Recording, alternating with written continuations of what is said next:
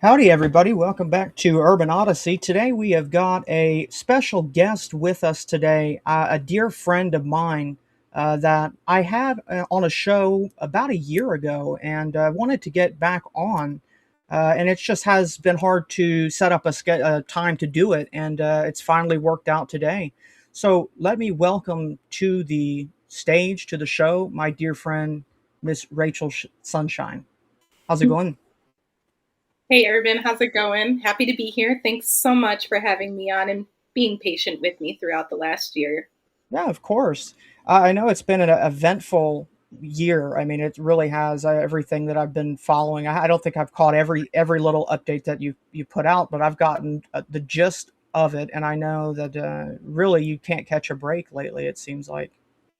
Yeah, it's been pretty rough on the health and medical side. It's been pretty rough on the political side. Um, I just seem to be catching the punches and just trying to roll with it. I hope I don't get a KO. That would be surprising if that happened. I know that that's one thing that's guaranteed is that they seem to throw a lot of punches towards you, but for some reason you keep popping back up strong. Yeah, no, I know. They were definitely expecting to weaken me. I got bit by a venomous spider, suspected brown recluse, twice simultaneously, June 10th of 2024. And I think that they were expecting to have that take me out. But instead, it made me have some kind of maybe near death psychosis. And I Okay. just started throwing the punches right back.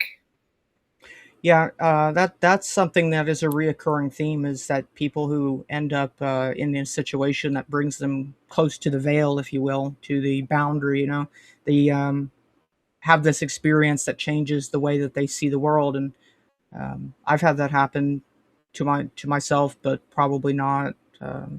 It's very unique. I mean, these experiences of I've talked to a handful of people who have had near death experiences or have been legally dead and brought back, and all of them are a bit unique. All of them are a bit different, but at the same time, there's always just enough that you kind of recognize that's just leaves you with these questions. And now they're figuring out.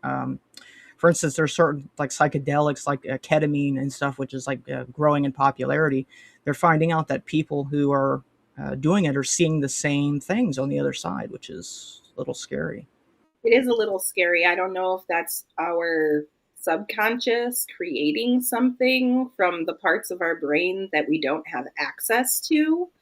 But we definitely are all experiencing the same exact thing. It kind of reminds me of Stephen King's The Standing, right? Where everybody hears that voice to head into the cornfields. It's just really interesting how that happens to almost everybody, because I've also spoken to people who have had near death or have come back after 2, 3 minutes of losing their life. And they explain basically the same thing. I experienced it actually in 2015 when I had massive kidney failure from acute kidney injuries caused by um, chronic infections that were untreated. And I was starving to death. I lost 80 pounds in less than 3 months, and it was impossible for me to eat.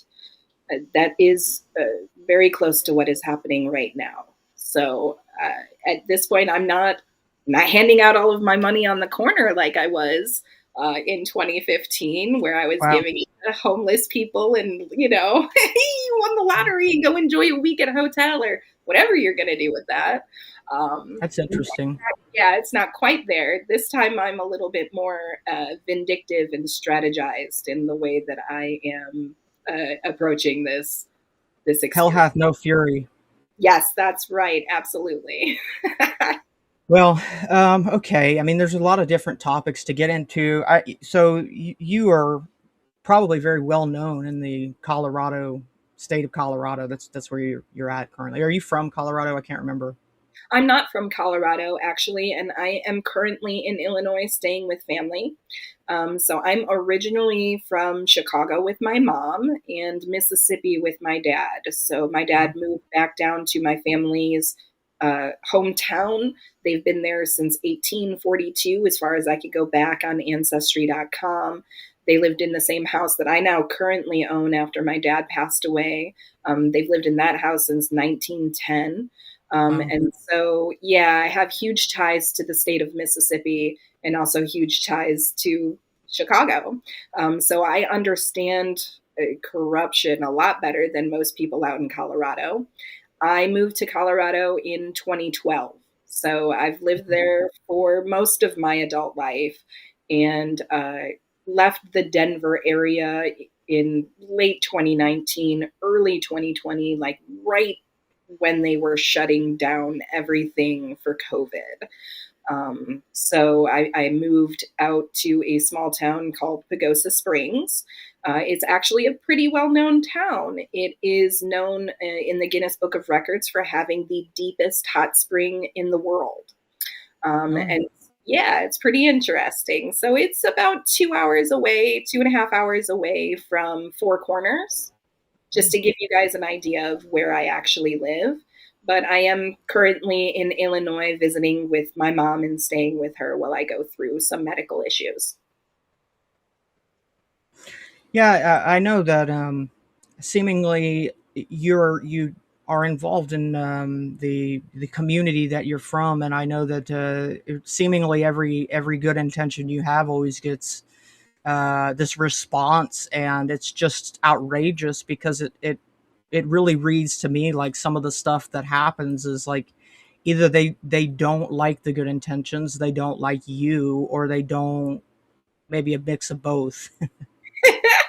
Well, I'll be perfectly frank. I'm not nice to people who have ulterior motives with me. So if you are using your own personal interest to try and silence me, when all I am doing is trying to represent the truth, to let the people know, to educate them so that they can be better informed, so that they can defend themselves, you're going to get the worst version of me. And so, in Pagosa Springs, I wrote my first book, How Medical Tyranny Murdered the United States. It's a historical legal I saw analysis, that. on how government has worked outside of the Constitution to enact medical tyranny against the people. I believe that we're still currently under that. That never stopped after COVID. Like COVID went away, but the tyranny didn't. Tyranny doesn't just be like, oh, okay, we're done now. That's not a thing. So after I wrote that book, I was asked by a lot of locals to help them and to run for office. And I ran for office as county commissioner in 2022 uh, on the premise that I am an anarchist. I am a voluntarist, very specifically. I believe in true servant leadership and personal responsibility and healthy ethical communities. So, unfortunately, I Mhm. can't say that the leadership in Pagosa is remotely ethical or practicing true servant leadership. So, of course, I have had people, you know, really reach out to me and ask for help, and I did that. I ran for rule of law. I am a certified Scrum Master. And so, under Scrum, we believe in working together agreements more than anything else. So, we cannot function as a team unless we work together and have agreements under those working together agreements and to definitely follow them. So, if you fall outside of the working together agreement, sorry, folks, you're no longer on my team. And that's just the way that it goes. And so after I ran for office, we've had conflicts of interest. We've had backdoor deals for developers. We had the town of Pagosa Springs try to approve permitting for a very large development in which the developer didn't even own the land or control it, which is Mm. for American property law. Like you can't have somebody who doesn't own the property come in and try and get permitted to develop your lot. This is just quintessential American property law. Mhm. But because there's money, public money, tied to it, because the state of Colorado is running in as a communist government at this point in time that does not believe that they are constrained by the Constitution for the state of Colorado, Mhm. uh, because all branches are working under that assumption. There is no remedy for the people of Colorado at this point in time. So, you have elderly people who are on oxygen, who are in wheelchairs, who are desperately trying to get town officials to follow the law. They say that they can follow the law later. You have them trying to reach out to state officials. State officials say they can follow the law later. My belief is that this legal advice is actually coming from the very tippy top. That would be Mr. Phil Weiser, who is also currently running for governor. And he Mm. gives the impression that he is telling, for example, the Department of Local Affairs at the state level that they can follow the law later. And that has trickled down to local authorities because they have also seen me reach out to the state, and they also know that the state's official response to me has been follow the law later. So now they adopted that. They did that on October 28th. They submitted documents that were fraudulent after I wrote them a public comment and told them that it is illegal for them to hold a meeting to approve a development that is not owned by anybody who is applying for that development. And in response, they weaponized public comments and tried to submit in the middle of another person's public comment in the meeting a document, waved it in the air. I have this document here. Literally, I'm not playing. My friend Roger Sanchez, shout out to Roger, you're awesome, and I love you. He has his own YouTube channel as well. It is United for Freedom, and you will find tons of videos of me actually participating in real time activism. I was going to say, I think I posted one of those videos because I think you might have asked me to. I'll put all. I think I've already got your links and stuff there, but I'll put. I actually already have both of the books in the description, so anybody who's watching right now, they can find your links in the description. What you posted, if I remember correctly, is Mm. Mr. waving the document in the air, Mr. James Dickoff. Was that that? He's the planning director for the town of Pagosa Springs, and he threatened me on video and told me, "I'm done. You're done. I'm done." Like he was trying to kill me. Like, "You're done. I'm taking you out." And he did it twice. Actually, on video is very shocking. Eventually, I did get in touch with the town attorney and told him, if you do this, I'm going to have the elderly come together and bring these funds to actually file a lawsuit against you. So best to just not do this. But to be very particular of how I believe that they withdrew their application for this development, uh, the architect who created the plans for the master development for this subdivision was a patsy, and the developer knew that he was in a legal quandary. And instead of showing up to that October 28th meeting as a courageous man who was going to stand up for his beliefs and what he was doing, he instead decided to substitute his presence with the architect, who seemed rather nervous. And I found him to be the weak link amongst this group of people who were committing document fraud and fraud against the public. And I wrote him and I told him, hey, you are licensed by the state of Colorado, and you know that I have other professionals who are under investigation by the state for misconduct. For example, Veronica Medina, who is a county commissioner, Shelley Lowe, who owns Exit Realty and was working in conflict of interest with Veronica Medina, who is one of her realtors, to have the county purchase some of the property in this development. So I told him, if you do not cure lying to the public and implying and letting them assume that your client actually owns this property, I am going to report you for misrepresentation of documentation to the state. His response was to actually write the real owners of the property, who subsequently threatened me in email. And I laughed because, as we all know, I'm not very afraid of anybody. And so I laughed and told them, you committed document fraud. I'm not really sure if you understand this, but the document that you submitted is not even the correct document. You can't submit it 7 months or 6 months after your permit application. It does not complete it. That is an administrative violation and against the law. And, thanks for threatening to sue me, but just make sure you don't get sued yourself. And so they withdrew that under really hard public scrutiny. There was another group of people who were going to appeal the conditional approval.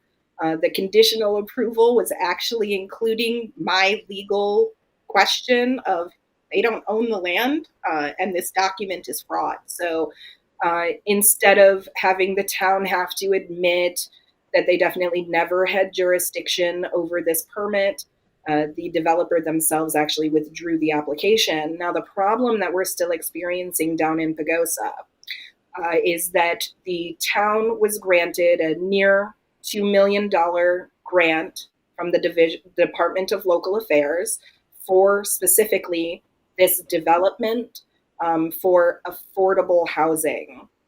There is no affordable housing going in up there. It's very interesting how they've redefined that over the months and not updated their application for this grant. But the town is still holding that money, even though there is no application, no permit, and no development actually happening. If you were to go to the town of Pagosa Springs and look up development proposals, you would see actually that the permit has been withdrawn. So we're dealing with that still. And the town has been on notice to return those funds. They can't have the state hold those funds on their behalf. They need to relinquish those funds so that they can go to actual viable development, projects. And that's not happening. They're not doing that. And then, again, Phil Weiser, he is the Attorney General right now for the state of Colorado. And it turns out that the developer donated to his campaign while all of this scrutiny was happening. And yes, I know, it's so weird, right? Why wouldn't they? Yeah, exactly. Well, it turns out that the Attorney General is the only one with sole jurisdiction to bring claim against the developers for what they call the False Claims Act. So Colorado has a False Claims Act. It's called the Colorado False Claims Act. And the Attorney General is tasked with clawing back money in which private entities or private persons have misrepresented information to the state in order to procure state funding.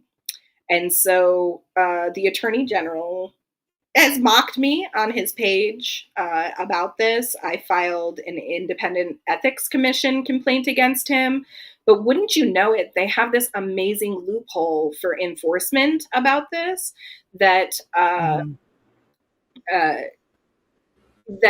campaign contributions are not a gift.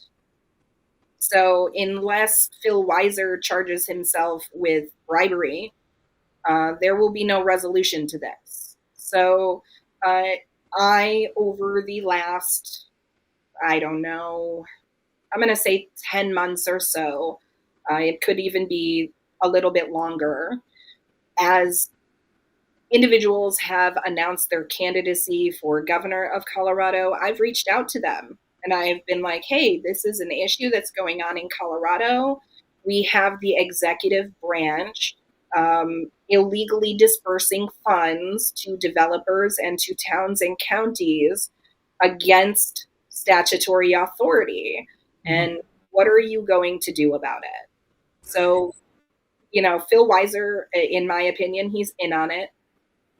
Michael Bennett, he's also a Democrat candidate for governor. I reached out to him, and he actually, about a week later, made it part of his platform for us to expedite affordable housing, which is just another way of saying we need to get this money out as fast as we possibly can. Mhm. I've had a lot of the Republican candidates just be completely silent on it. And I just kind of gave up on trying to reach out to candidates. Well, over the last 6 months or so, I reached out to Victor Marx, who is the leading candidate for the Republican Party in Colorado. And he blocked me because I am too devout for him. That's the did he use that word? So no, he did not. But here is how this happened. I have a serious problem with candidates. You won't hear me say it myself, but I have a serious problem with candidates saying that they're running because God told them that they need to do that they're running on behalf of God. No, they're not. And this is a term, actually, that this status came from medieval times. It's called divine right. And this is what I know. this is what kings and It's clergy did. glad you brought that up. God put me into this position. And so give me all your money, and give me all your authority. It's mine now. Because you know what? I'm going to tell you, God gave it to me. And I just don't believe that. It's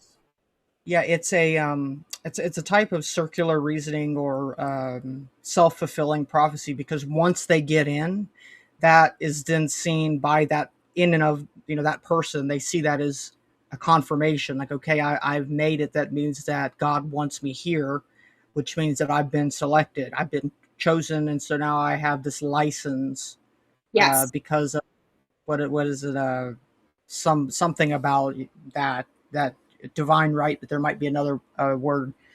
It's interesting you brought that up, because I've always come back to that as one of the major reasons why you get people like this, and I think that's been spread on purpose. I think there have been different groups, certain Christian too, but obviously the Zionist group and stuff like that. It's a very big mythology to spread to politicians. Well, here we have, going back to the Ten Commandments, right? We have, you do not take the Lord's name in vain. Yeah, And that doesn't mean GD, right? That's not just means all politics. One of that it is. It is lying to people yeah. and saying that you are doing something for God when you're unequivocally not. Mm-hmm. Um, and so when I reached out to Victor Marx, I had difficulty reaching out to him, and I got a little bit angry. But I do know some people who followed him who encouraged me to continue to try to do so.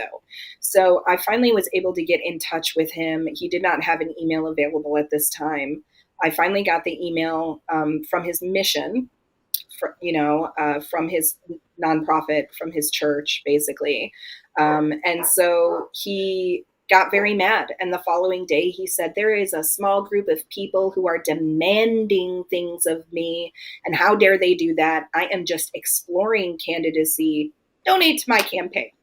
That was literally what his post was. And I just laughed because there was no demand. It was just, hey, will you talk to me? I heard that you're a true servant leader, and there are serious problems here. Please reach out to me. That was it. And instead, he categorized it as a demand. Uh, he could have approached that in a myriad of different ways. And then the divine right issue came up, and then he actually targeted a woman very specifically on his page because she was speaking about his wife, and told the public that his team is creating and tracking dissidents and creating a list of us. Yes, it was shocking to read. And I just laughed. I was like, Can you okay, rewind and say that again? Just yeah, tell me sure. that again. I got to hear that again. Sure, yeah. Victor Marx got very angry at a very specific individual woman. I can't remember her name. This happened in early December. And he got mad at her because she was speaking about his wife. And he actually came out and said, you all better be aware of the fact that my team is creating and tracking dissidents who are against my campaign. And I just laughed and I said, well, you need to get in line, bro, because I'm on so many lists, and absolutely put me on yours because this is ridiculous. And also, maybe you should get into office and get some power first before you actually create a dissident list.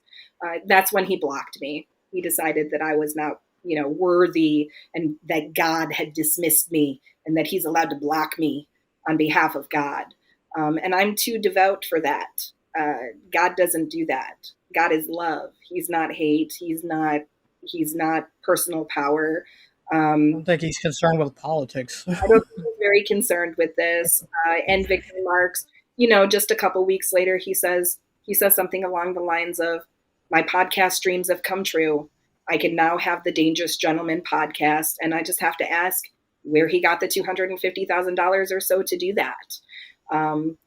It's just all very amazing timing. So in the background, going back to Pagosa Springs and representing the people of Pagosa Springs and their best interests the best way that I can. What they didn't know was that I have been silently competing against the top candidates for governor, right? So I have been actively calling out Phil Weiser. I've been actively calling out Victor Marx for their strategic absence in the southwest corner of Colorado. And so I decided back in November that maybe I needed to run myself, that people were not being offered any type of strategic plan to really get out of the communist mess that we have been placed in for the last 8 years, where our governor and the legislature and the judicial branch have decided that the Constitution is now meaningless, and they don't need to be restrained by it. And so in God's fashion with me and the way that our relationship works, he woke me up in the middle of the night and provided me with a strategy. And I announced that yesterday, and I announced my intent to be a candidate for governor of Colorado, unaffiliated, and as a constitutional endeavor, right? Because a governor is not going to fix anything by themselves. The legislature is there to expand government, so they're not going to help you either. And if the judicial branch literally ignores you and violates your procedural due process, which is what happened to me yesterday in my lawsuit, Sub v. Griswold, there's no remedy for people. But we're not victims. We don't need to be rescued. We are the power. We're the reason why these people are in these positions of authority. So we can just take that back. I've been working on, I'm probably up to about 20 at this point, working amendments to the Colorado Constitution that encompass everything from privacy with artificial intelligence to personal health to property taxes, judicial restraint, delegation of essential government functions to private parties such as the Democrat and Republican parties and the Bar Association in the judiciary. So for me, as a Scrum Master, my job is not to have the continuance of my presence and to create a product that's going to require you to keep me hired for forever. Mm-hmm. That's not my job. My job is to provide the best product available to the people that I represent, and they give me their input, sometimes their money, sometimes not. I do a lot of this voluntarily for free for people to, find the solution and then move on with their lives. Because nobody wants to sit here, like in the healthcare field, being sick 24/7 and never being provided a solution. So That's what I'm going to do. We're doing comprehensive reform under my platform instead of just, oh, let's try and repeal these laws. Oh, let's try and make new laws. That's not cutting it anymore. And the last thing that the American public needs is campaigns every 2 or 4 years in which the candidates now are saying repeatedly, we need to repeal that. We need to repeal this, because that's what's going to happen. You're going to have Republicans win. They're going to create laws. Then the Democrats going to come in and say, oh, that wasn't right. Let's repeal it. And then so on and so forth. And that's all that's going to happen now at this point. Let's just stop that. Let's just cut the head off the dragon, and let's empower the people with expanded rights, more restrictions on government constitutionally, and just let the people live freely. That's my goal.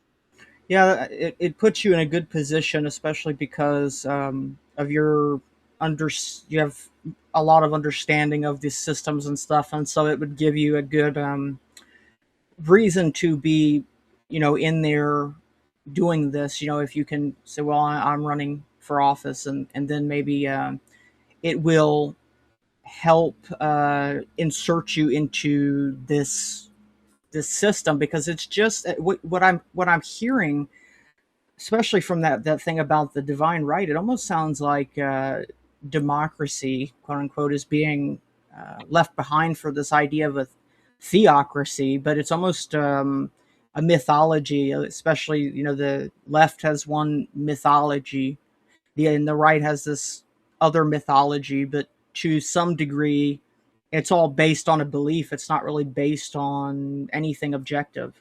Yes, It hasn't been for a while. there's nothing objective that most of the candidates are offering. Some of the candidates, I actually really like what they have to say. For example, Scott Bottoms, he is another pastor who's running, right? And so I found out about him. He's done a really excellent job in the House of Representatives. He has really great ideas, but I feel like he's stopping at point B instead of going to point A, and so that's why I announced my candidacy. Joe Altman, he has been, he's a podcaster, he's well known. He has been in the middle of the election fraud issues since 2020, and he owns like a tech company, and he actually understands the nuances of the machines and what's going on there. So he has a lot of insight in regards to election integrity. Greg Lopez, he actually was running Republican, and he left and started running unaffiliated. And that is because he understands, like me, that we are disenfranchising over 50% of our voters in Colorado through not constitutional laws or actions. And so, yesterday for the Savi Griswold lawsuit, I had a preliminary injunction hearing. The judge literally created a fake plaintiff to assist the state in denying that preliminary injunction to stop caucuses. He was supposed to do the opposite of the ruling that he made. So what he did was he said major parties associations are more important to discuss here than the actual restraint on delegation to the government. So just to be short about it, the government back in 1910 unlawfully delegated essential public election functions to private parties. They know that they did this in 1910 because they actually verbally say that they have charged these parties with state duties. And then they actually created a law that said that we can have a writ of mandamus issued against them if they are not performing their public duties according to statute. So this is a clear delegation under any kind of legal threshold. So instead of asking that question first, which is what the judge was supposed to do, he was supposed to say, is this a legal delegation? And if it's yes, then they have the right to associate. If it's no, it doesn't matter. They have no compelling interest to associate under state binding authority. That is insane. And the judge just decided to ignore that. He just straight up was like, I'm not even going to talk about the delegation. And so it's clear we are not going to have any kind of remedies. And so the power is in us. God gave us that power, and we need to utilize that. We no longer need to be scared or lack courage in that. There you Yes, go. yes, CRS 11113. It gives us the power of Mandamus, and also in the Lamar Register in 1915, the Colorado Attorney General actually stated that we have the power of Mandamus against political parties. What's Um, that?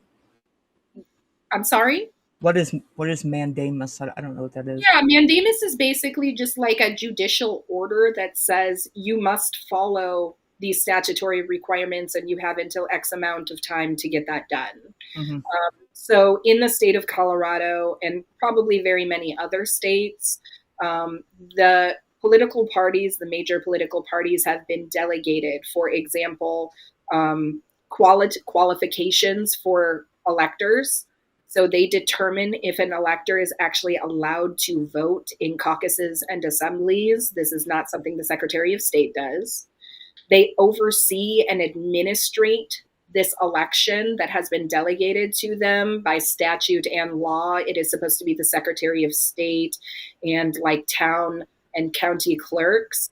They're supposed to be judges, for example, who actually oversee the administration of a vote, right? So when you have your ballots counted, somebody is supposed to be looking over that as a state official. That's not happening in these elections. And then, lastly, and most importantly, they certify their own elections. So the Secretary of State doesn't come in and verify that the people actually voted who were supposed to vote. She doesn't oversee anything. And then the private political party leaders sign the certification, which is a power of the Secretary of State to certify elections. And then the Secretary of State is bound to that certification and must accept it as legally binding for access to the ballot. So it's a clear delegation under Supreme Court precedent. It's a clear delegation according to the legislatures, both in 1992, when the current election law was put into place in Colorado, and all the way back to 1910. They clearly know that this is a delegation of public duties to private actors. In Colorado, this is a unique case for Colorado because Colorado has an Article 3 separation of powers clause in its constitution. A lot of states don't have that. So it is actually like a little loophole that can happen where they can delegate public election function to private parties, and they may get away with it. And they are getting away with it in Colorado, even though they absolutely shouldn't. And so the judge said that I was an unaffiliated elector who wanted to participate in caucuses, and boo-hoo, it's just not fair. I'm not allowed to do that, which we all know. I'm an anarchist. I am a voluntarist. I believe in voluntary relationships. So there's no way that I would be forcing political parties to associate with me, mainly because I don't want to associate with them. They are disgusting and grotesque to me. They're actively breaking the law and committing fraud against the people. So I don't want to participate in that. That's not really something that I'm interested in. And I don't want to be under their authority. Or, as I said to the judge yesterday, I don't want to be in dual agency where I have a conflict of interest, where I'm supposed to be worried about party interests while pretending to have interest for the people, because that's what's happening now, right? I've heard of a handful of other states, and not all of them use the same process, but they have all got this rigged up election game where their state government or the governor, or the lieutenant governor has this weird authority over elections, and it's like they've given it to themselves for the sole purpose of having a string to pull, if you will. Yeah. Well, here's what they're doing in Colorado very specifically. It's violation upon violation of constitutional rights. The state of Colorado created their entire election process based off of what political speech they approve of. Okay, so under election law, they have something called qualifying political organizations. Those are minor parties who are required to submit an application to the Secretary of State to say, hey, we're a group of electors and we decided to associate together. Do you approve of our association? And then she is the sole actor who gets to decide if the state approves of the association. So she can disqualify them or accept them. Yes, you're allowed to associate together for this. You're allowed to have this political speech. And then they created a 10% voting threshold. So you become a qualified political organization and you're allowed to have your political speech under the purview of the Secretary of State's approval. And then if you get a 10% of the vote for a general election, you automatically get this promotion to be a major political party. And then once you get that promotion, oh my gosh, you guys, they are granted additional rights. Now, I say this, I'm quoting Grok when I say that. So if you were to ask Grok about this process, Grok, Google AI, Gemini, ChatGPT, they will all describe it as being granted additional rights and privileges to vote. Yes, it is now a privilege to vote. And that is what my lawsuit was all about. It was, hey, you don't have any right to tell me I'm not allowed to vote in a public election because you decided I don't have approved state association. And the thing about being an unaffiliated elector in the state of Colorado, I've looked into it, you can't ever gain access to the privileges of voting in a caucus, ever. Not ever, ever.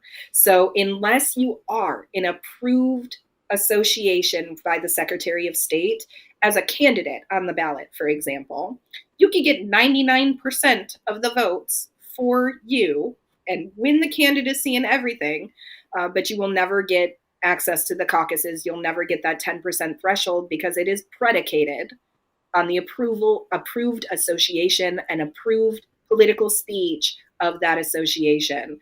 And quite frankly, I had enough. After watching the judge literally smirk at me while he was reading this, I just sat there very stoically, listened to him. I think he was a little surprised. He kind of raised his eyebrow that I sat there very Van Damme, as my brother likes to cut Chuckle House, Van Damme, right? He used to do that. My brother used to do that joke. I laughed a lot.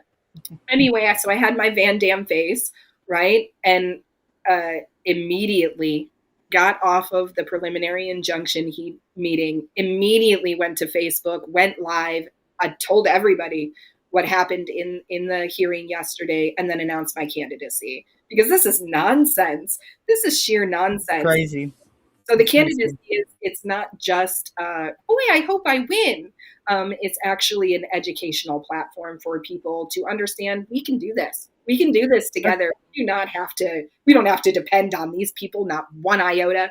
They depend on us. And it's us to take that power back. That's what I meant by it kind of puts you in a good position, because if you're going to be in there and you're going to be in the trenches, if you will, it's good to be able to just say, hey, you know, I have the privilege of running for governor now, and so I'm here in that capacity if you want to. But it's ridiculous, and it just makes you mad almost to hear how ridiculous it is.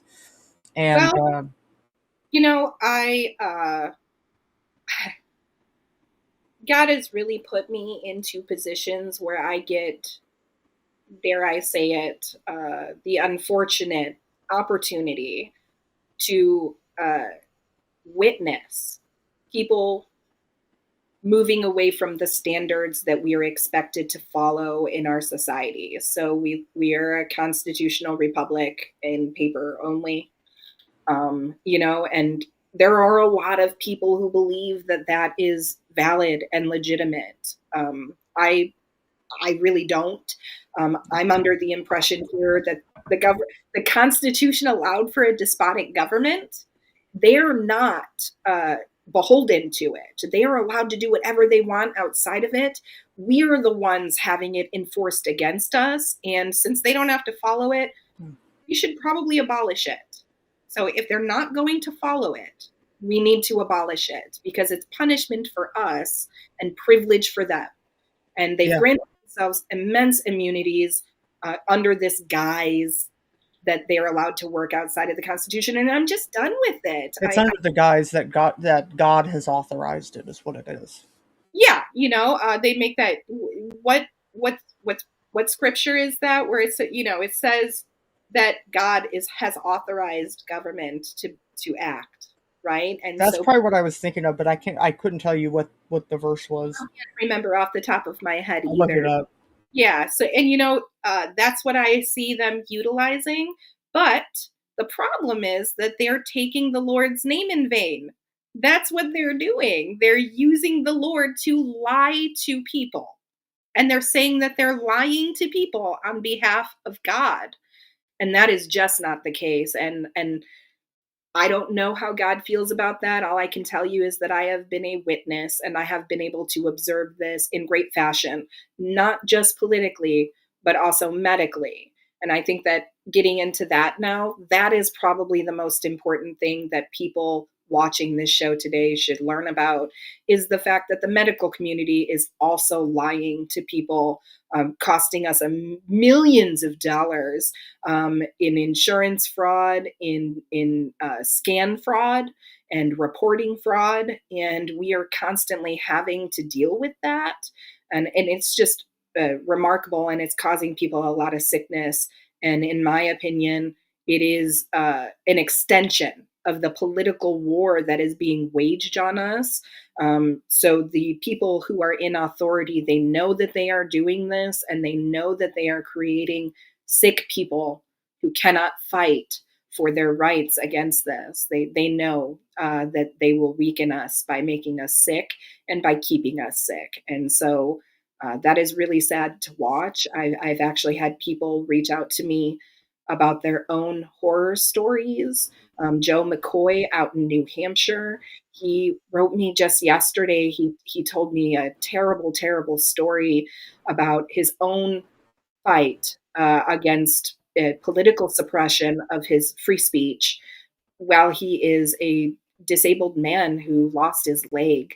And they are torturing him out there.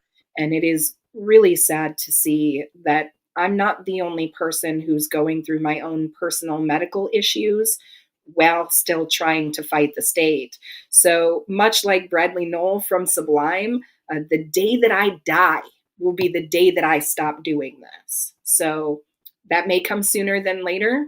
I have no idea.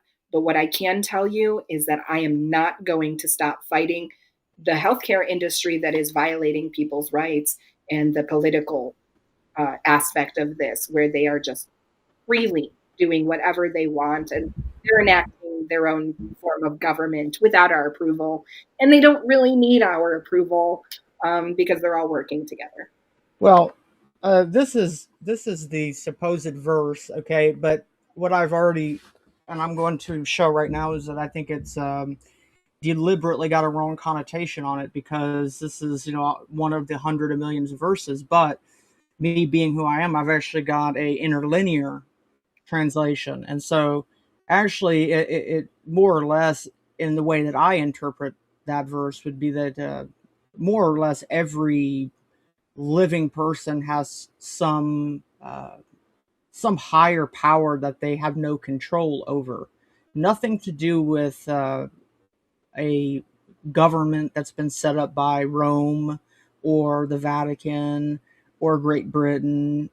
I don't think that's the literal translation is saying that every soul, and it's in Greek, every soul to authorities being superior, let be being underset. So basically, there's higher authority in the world. For instance, if I fall and break my leg, I didn't mean to do that. It was just higher authority said that was going to happen today. But the government is not this. That's deliberately has a connotation that makes it look like it's talking about the authority at the police station, not the authority that makes an apple fall when I drop it.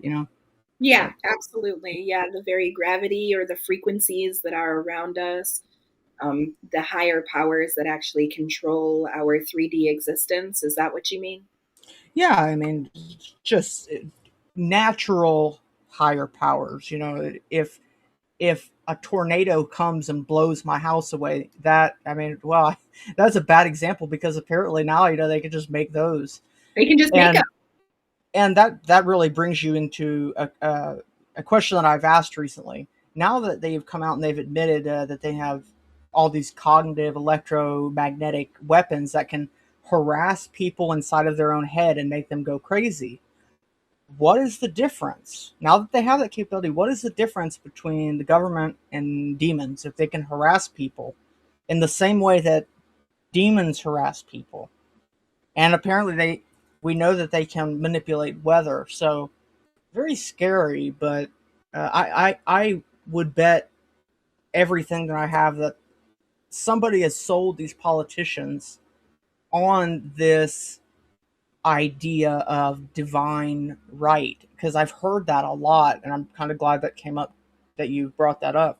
Yeah. Uh, it's interesting. There's an organization that's called the Family, or the have you heard of them? They are this. They've written their own Bible, and they are the ones that push this idea that if you're a politician, it's because you are special to the eyes of God. But what I have kind of realized lately is that all of this, unfortunately, all of the way that people have been kind of shown religion and society, I think that is not anything to do with what God really is. I don't.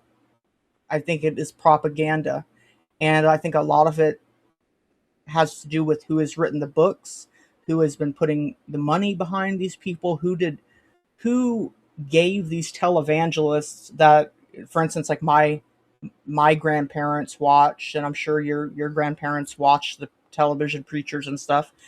Who gave them the camera? Who gave them the stage? Who put their show on the network?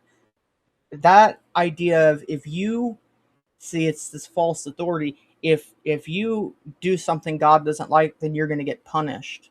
Whereas that's this idea of earthly authority. But when you start to look into it, it's not that you've done something that God doesn't like. Now he wants to harm you because you are not like. No, it's more or less like a parent. It's like you tell your kids you shouldn't do this thing because if you do this thing, like you touch the stove, you're going to get burned.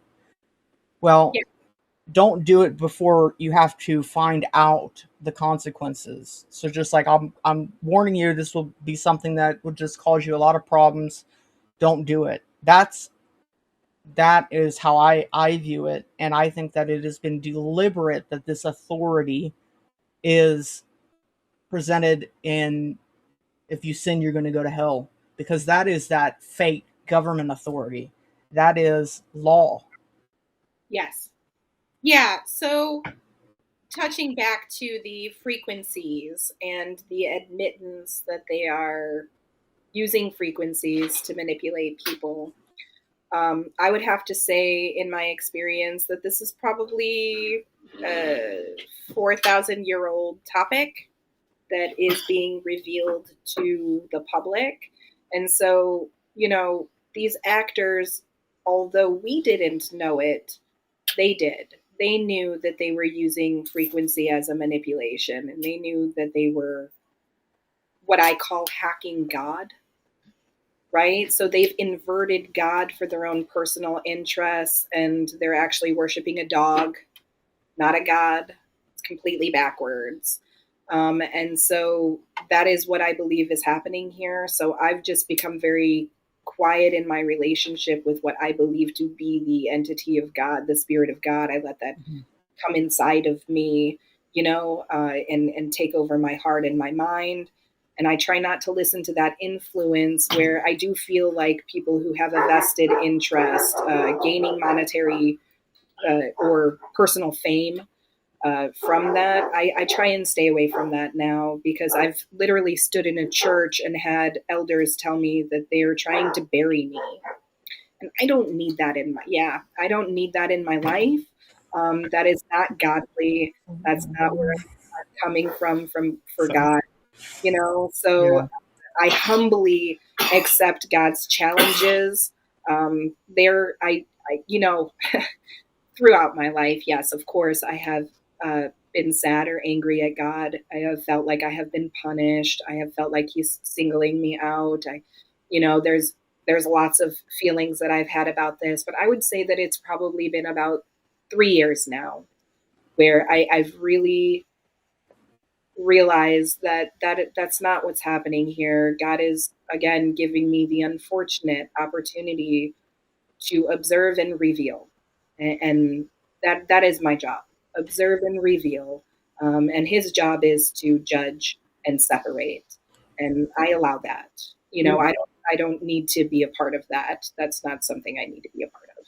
that's a good way to put it, because I think we are at a time, the time that we are living is this time where every I've discovered, it's really interesting that if they are really intent on doing what we think that they are, if they want that to happen, they are obligated and reveal they have to reveal everything. They have to do it because that is mandated, that before everything can conclude, everything has to be revealed. And so they would have to allow that, they'd have to uh, have an effort to disclose what they've done. And that idea of inverting everything to say that God is this idea of authority, not family or parent, a parent.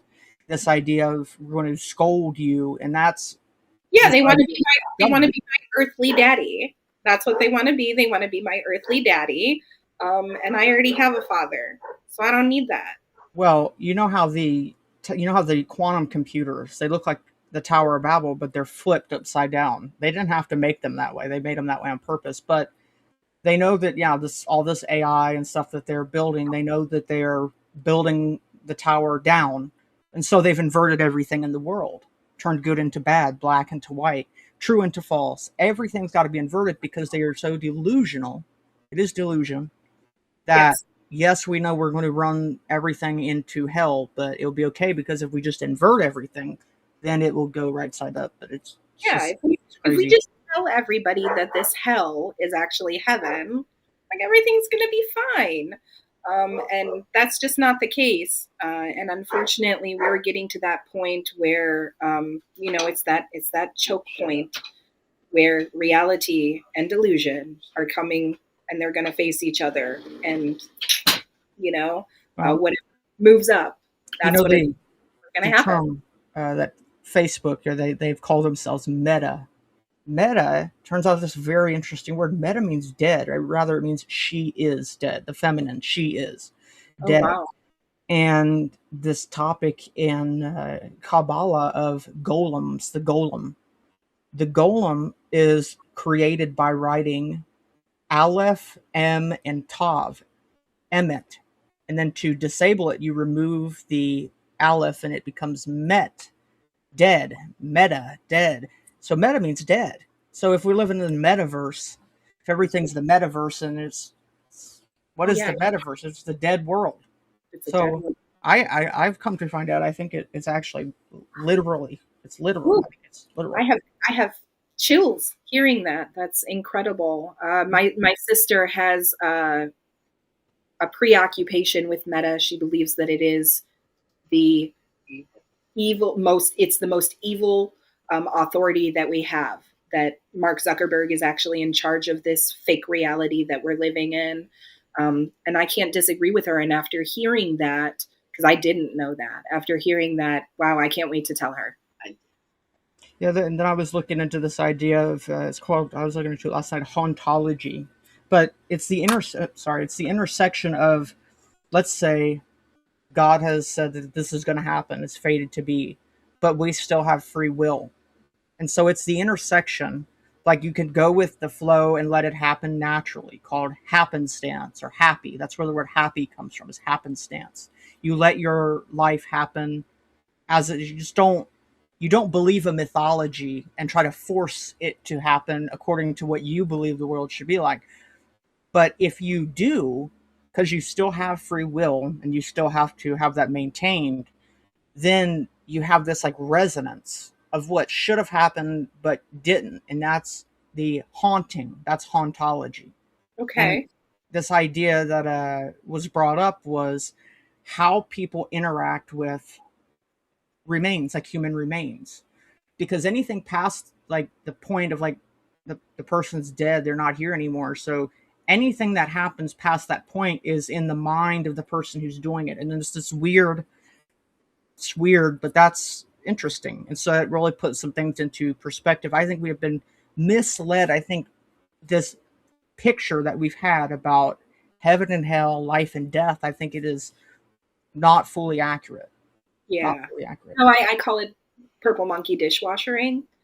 Um, and in regards to that hauntology, I call that garbage frequencies. We have, whether we want to do it or not intentionally, we emit frequencies. We emit the frequencies of falsehoods, and we emit the frequencies of truth. And we do live in a closed loop system. So those bounce back and they break, and then other people absorb that. Mm-hmm. And so that is why I think that we are on a false path, is because of that hauntology that you described. That is what is specifically what's going on. And also that law of nature, where that is supposed to be the higher power, right? That natural law that God was talking about in Romans. If that's been hacked by artificial intelligence, and it's been hacked for quite some time by artificial intelligence, it's eventually going to come to a head again, where we're dealing with it's a destruction. I say, how I describe it to many other people is that it is a fail safe that God has put into each and every one of us. I'm not unique to that, but there's a fail safe here in His system that does not allow the hacking of His system. It is the higher power. And Yeah. so that's what we're dealing with. We're dealing with a group of people. I don't even know how big it is anymore. It seems like a whole lot of people who are in on this, whether they realize what they're in on or not. It's a Um, spirit. That's the yeah, way I know it's a spirit, is because after you have if you've seen like enough, if you've actually like seen enough to know this and of yourself, you see it's like people are participating, but they don't fully understand it, and so it's like something is operating on this group. It's got a hold of them, yes, and it does. I think it does. yeah. And, we're dealing with that in every aspect of our lives. So basically, what has been revealed to me over the last year is, like I said, our standards for our society are being manipulated. And that is in the healthcare field, that's in politics, it's in religion, it's pretty much everywhere at this point. And yes, there are some people who are actively working to ensure that that continues to happen, despite being told repeatedly that, yeah, they're bringing us into hell. But it's like that saying where you have a man, a tyrannical man, who is willing to burn the earth to the ground just so that they can stand on the ashes and say that they're ruling over it. That is essentially what's going on here. And I don't know, man, that really hurts my heart. When I look at humanity, I really see so much potential. Yeah, a lot of people are stupid. A lot of people choose to be stupid, but a lot of people don't. Like, a lot of people really don't. And they have no idea that they're making that choice. When something clicks in their head, just like it's clicked in our heads, right? Because we weren't always this knowledgeable. When it clicks in their head, it is an existential crisis. I mean, I'm thinking about back to when this happened to me, and I've got tears in my eyes right now, because the truth is, it's heartbreaking. You literally, the facade of, It is death. It's death, and that's why I don't remember if we were recording or yet, but you had said something about near death experiences, and you actually, in a way, you die because the person you were before isn't here, but you're still alive, and yes, that's why the what you see, like for instance, once you discover that extra parallel layer, there's forces at work here that I can't see. You only understand that after you've died. And uh, it's weird because, I use the air quotes, but one could arguably say not really, because once you go through it, you're not the same person. Your You're your not. soul is literally crushed and essentially breathed back into. You're inspired to continue going Mhm. um, through God. It is, here is this revelation, and now I'm going to lift you up. And so that is what I think a lot of us are experiencing. And you know, I obviously I'm not a soothsayer or somebody who could tell the future, but I still remain optimistic. I still believe that there's ways that we can fix this. I still believe in the concept of a neighbor and loving your neighbor and caring about your community, not for yourself, but to have an enjoyable, happy, fulfilling life. We are not isolated creatures by any stretch of the imagination, and the enemy is doing that to us. The enemy is separating us. The enemy is creating these false barriers, and we, no matter how much we try to ignore it, we feel it every single day. And eventually that's going to come to a cataclysmic head. And I'm not going to say, God's plan is wrong, God revealing everything. No, we can stop that. I can't say that, I am humbly his servant. I'm going to continue to work in his good and for his causes. God is not on my side. I am on God's side. He's not supporting me. I'm supporting him. And I think that, again, that inversion in modern religion and modern religious leaders, this is what we are having a problem with. They think God's on their side, but no, you humbly need to accept the fact that you are working for God each and every day, every moment, every task that you do, even if you do it imperfectly, which I actually celebrate my imperfection. I enjoy it. It lets me know that I'm human. Yeah, that's true. They have. I would wager that they're kind of stuck because if you based everything that you've done off of this assumption, or rather this, like, it has to be this, that it's all been authorized, signed, sealed, and delivered. It's like the one thing you can't do is ponder that maybe you were wrong. But it's more or I less like, ponder. yeah, it's more or less like, I've already got the answers. It's like I already got it. I don't need to, and that's the issue I see a lot, is that I've already got it. I don't need to look for it anymore. And that's a Yes, trick, because if it's like the only thing you have to do is ask, and so if you think you've got it, then you won't ask. You yes, you damned yourself, but in the sense of a river dam. You put a barrier yes, and not absolutely. moving. Every single day I wake up and I do an exercise for myself. And it is the acknowledgement, and it's a gratitude to God. Um, Thank you for giving me my brain and allowing me the ability to use it for you. Thank you for giving me my heart and allowing me to use it for you. Thank you for this strength and allowing me to use it for you. If I wanted to, I'm sure I could go make millions of dollars working for the devil, plain and simple. But I'm not. I'm poor, and I live in an old log rickety cabin out in the middle of the woods. You've done Right? good work on it, though. I've done the work, right? Because I'm so poor. It's true. I'm not rich enough to spend $160,000 that was quoted to me for the remodeling of my house, right? But I do have the mental capacity to do it myself if I'm humble enough to accept a mentor who can teach me I was gonna properly. say, it's like, more. Wouldn't it be more valuable to learn how to do it yourself and, like, actually spend the energy of, like, your own? Because then if you do, and you finish it, then you'll feel good and save a lot of money. Yes. Well, and so here's I'm going to circle right back again, right? So I like working for God. Is it sometimes heartbreaking? Absolutely. But I'm human. I'm here to experience the human condition. I'm here to build muscle doing things myself.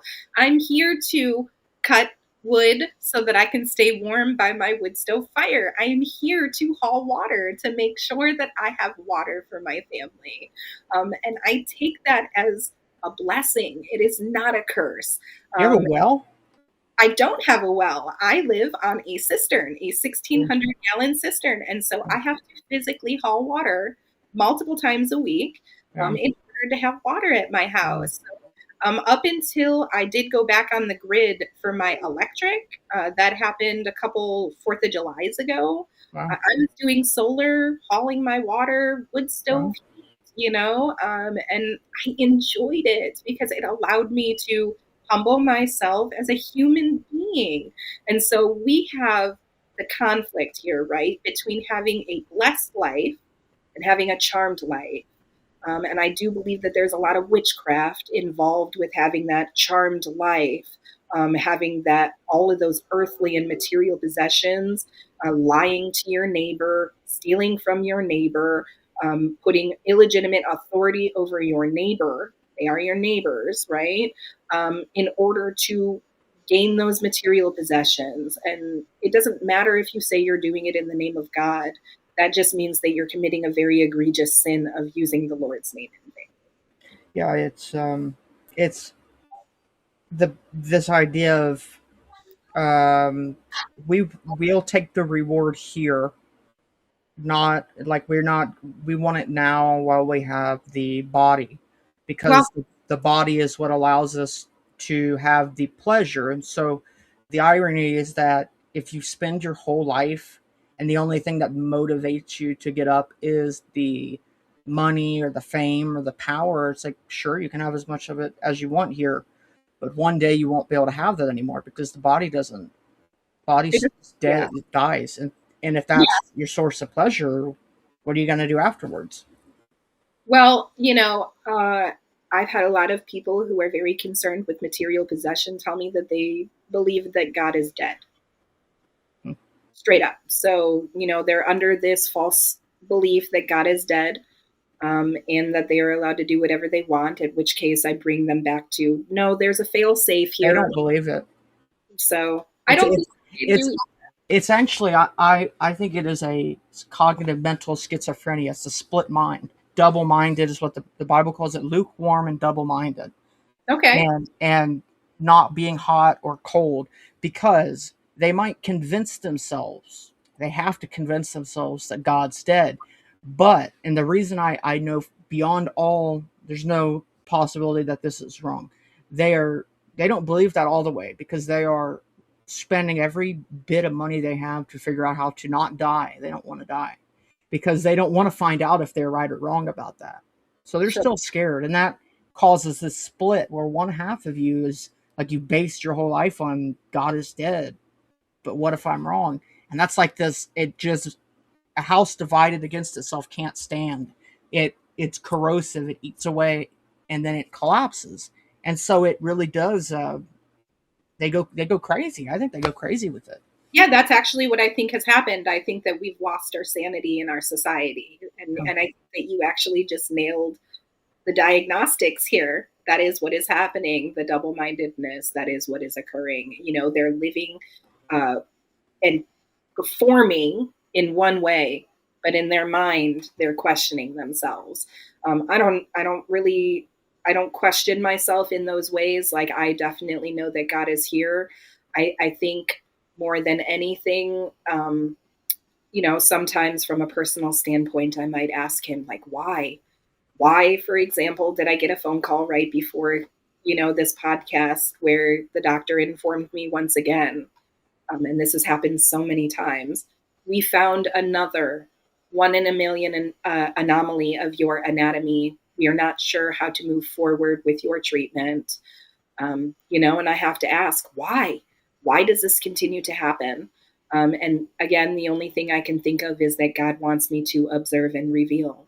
And the only way that that is going to happen is if He presented me with these blessings, these struggles through this material world, kind of like Job, right? I'm not saying that I'm Job, but kind of like the story of Job, where he was a Mhm. very devout and faithful man, but things still happened to him badly, and he still maintained his faith.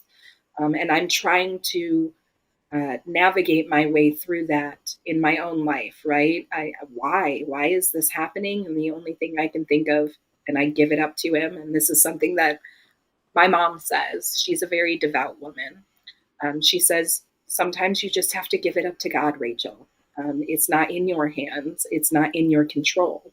And so, although I continue fighting, right, and trying to do good for myself and for others, uh, that's where I'm at. And I've remained remarkably calm over the last year and the trials and tribulations that I have personally had to experience, and to help other people get through just by giving it up to God. This is not, it's not my plan. Um, I'm not in control of this. I am simply here to act and be here for Him in the material flesh that we are experiencing.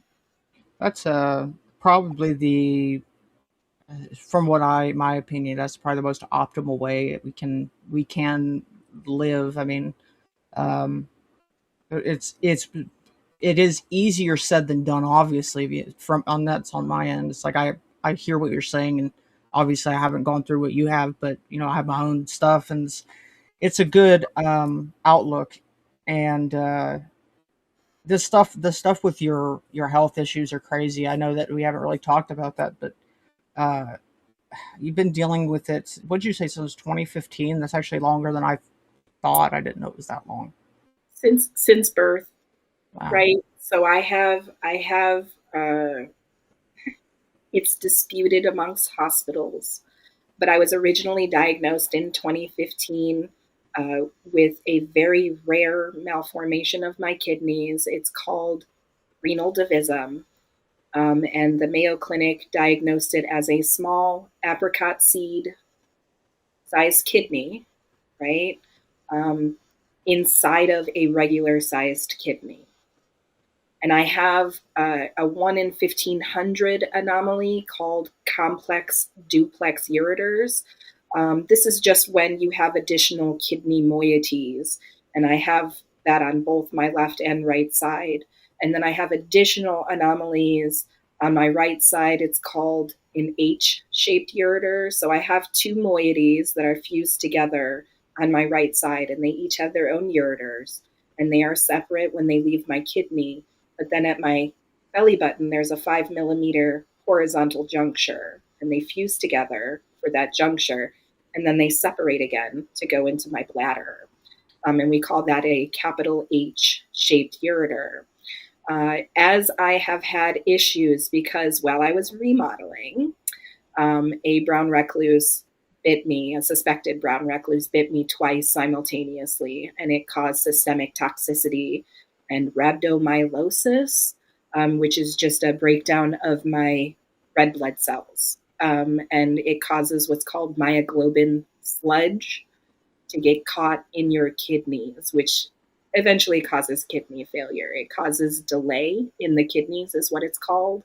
So basically, my kidneys function really well, and they create the urine the way that they're supposed to. But then, because of the sludge, it's blocked from going down to my bladder. And the urine just sits there for way longer than it should. The first scan that I got done, it's supposed to happen between or as low as 10 minutes, and anything above that is a concern for somebody like me. And it went on for an additional 27 minutes in my lower left kidney. Wow. So, yeah, it is just sitting there. And it went from one kidney to three kidneys. It is progressive delay.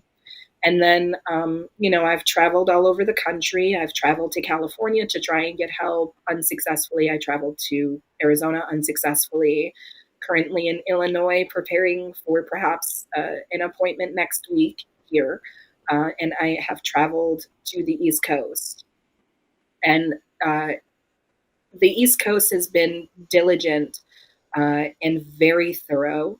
And like I said, just today, I got another phone call that said that I have a 1 in a million anomaly of my nerve systems attached to my kidneys.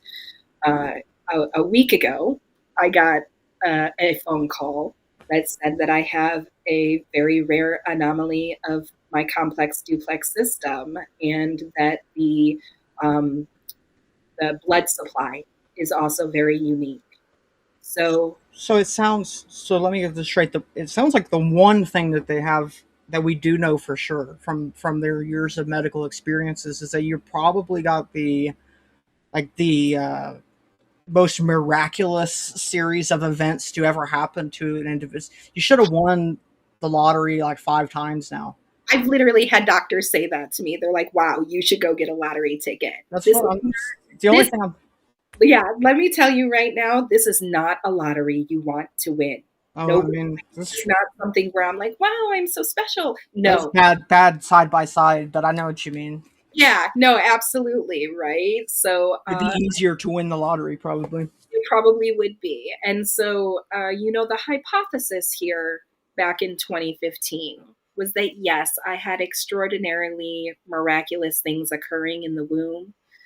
Very specifically at about the 6 week mark when you're in the womb, your your embryo creates kidney buds, which is just basically a clump of cells that eventually come up and stick where kidneys are forming. And then they themselves, these kidney buds, grow into your kidneys.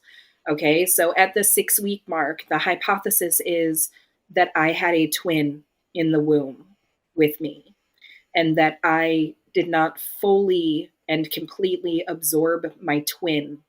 And so these malformations could possibly even be remnants of my twin that I absorbed in the womb. And so that is the hypothesis. Obviously, nobody has a clue as to why this happened.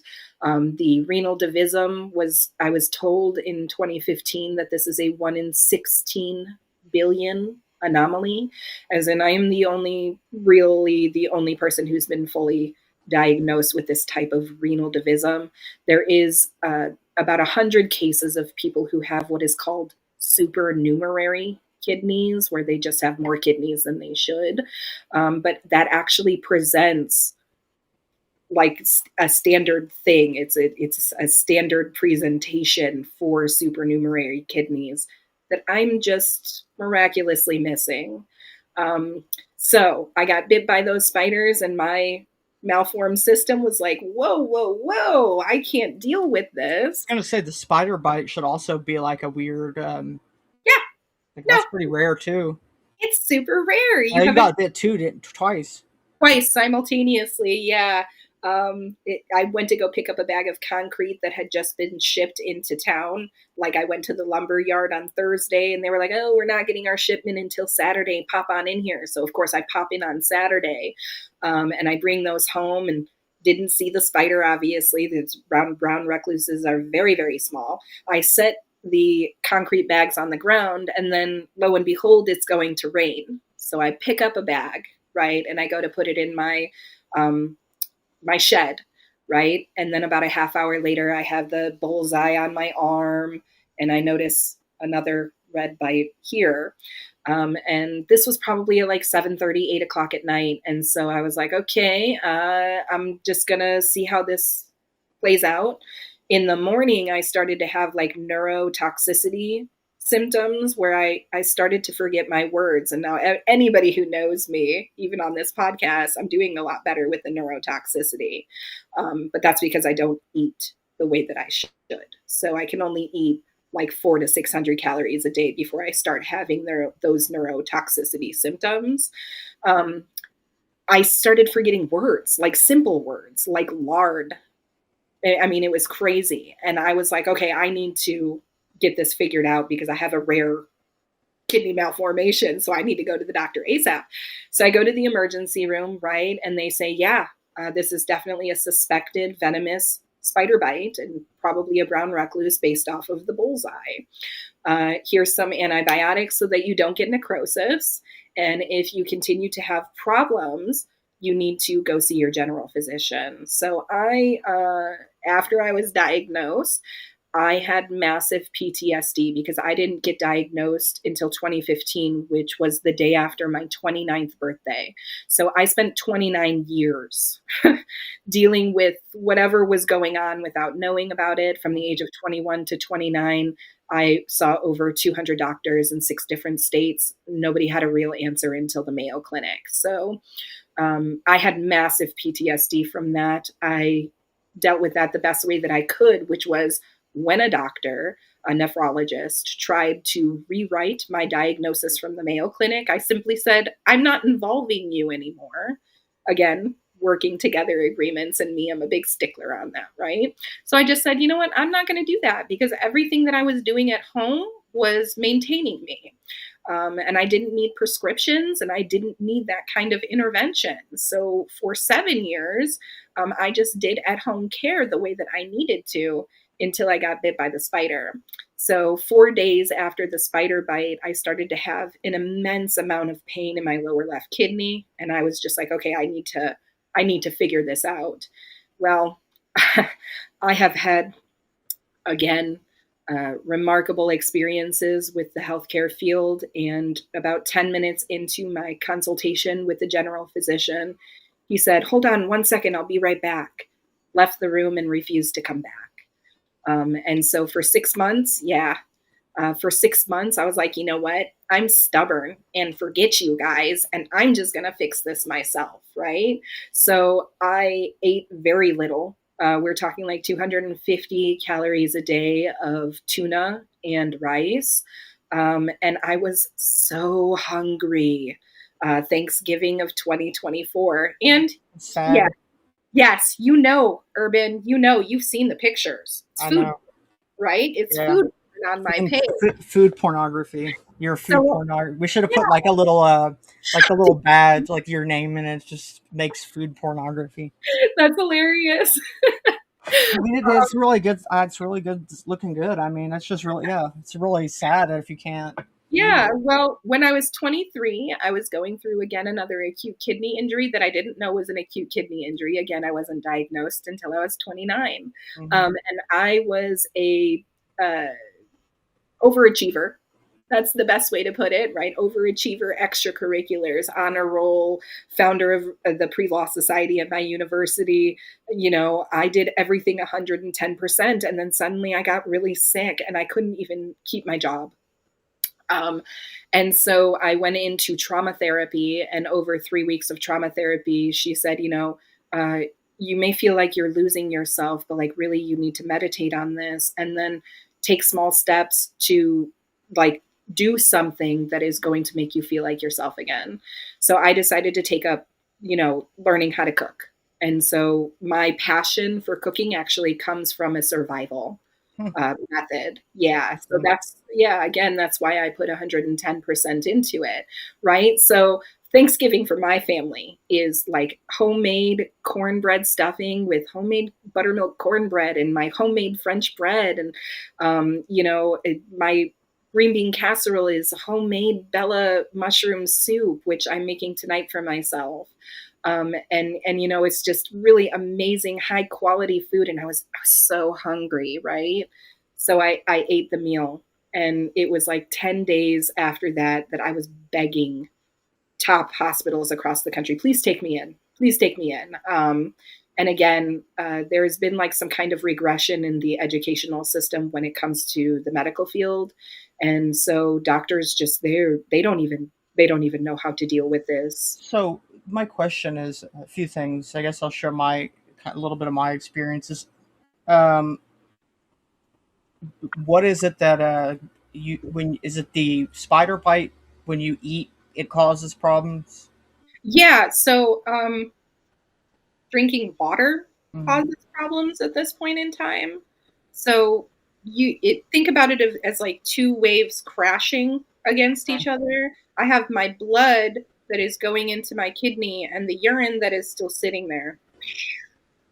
and it just causes an immense amount of pain. So whenever I eat, and it causes my blood to start circulating faster, it's causing that delay to crash up against it, and it just causes an amazing, I mean, a really remarkable amount of pain. I am not a fan of narcotics, and I'm not on any medication right now. And I haven't been on any medication for this. I probably should have been on dialysis from, I would say, January of 2025 until July of 2025. The doctor and I are both in agreement that I'm through the actual systemic toxicity, that I've made it through Good. that. Yeah. And so that's why I'm able to talk and come onto your show Yeah. finally for the first time in a year. Thank you. It's been just Yeah, I awesome. know. It's like when I started the show, I said it was hard to get scheduled, but I didn't. It was because you have been really hanging on by thin threads. So I know I, it's been an energy. yeah, absolutely. But the problem is that I do have permanent damage, right? And it appears to the doctors that that permanent damage is starting with my unique nerve system. And so they're trying to figure out whether they're going to fix the nerve system or whether they're going to give me an auto-transplant. I didn't know that an auto-transplant actually existed up until about 5 weeks ago. I had been seeking what they had originally offered to me in 2015, which is a heminephrectomy. This is where they take out part of your kidney, and they leave the remaining workable part. Now, in my case, it would have been the removal of the smaller lower left kidney that was causing me problems for basically my entire life. So, when I started having problems, that was what I was seeking. I was seeking consultation on a heminephrectomy and how realistic that would be. But then, after going out to the East Coast, right, they actually said, no, that is really not a good idea. What's going to happen here is if we cut out part of your kidney, when I go to put the staples in, the sutures to close up your kidney, this is not a straight line, and I'm going to have tiny little holes between those, and it's going to cause urine leakage, and that is going to be extremely painful to you, and you are going to be on narcotics for the rest of your life. This is not an acceptable solution to me, nor was it for the doctor. So then the doctor said, well, I really think an auto transplant would be great. So people have asked me in the past, wow, you have multiple kidneys. Does that mean that you can donate them? Here, I've got it pulled up too because I was Yeah, curious. totally. Yeah. And so I have amazing function. Again, it's just the delay where the urine is not traveling down from my renal pelvis to my bladder. And so it is a kidney saving surgery. I would not have to get anything removed. They would actually take my kidney out like it's a car engine and fix my piping and then It's a fuse car it. engine, yeah. Yeah, and then fuse it to my bladder. And with this recent development of seeing my unique nerve anatomy, they think that they might not have to do that. And so that's the news that I got, just a few minutes before coming on here. And again, I'm trying to remain faithful to God that this is his plan, and not an inversion. Um, yeah, Oh, it is so just crazy. And so I wasn't expecting to announce candidacy for governor until after this medical situation resolved itself. But mhm. yesterday I just got too pissed off at the court hearing and decided that I was going to expedite that.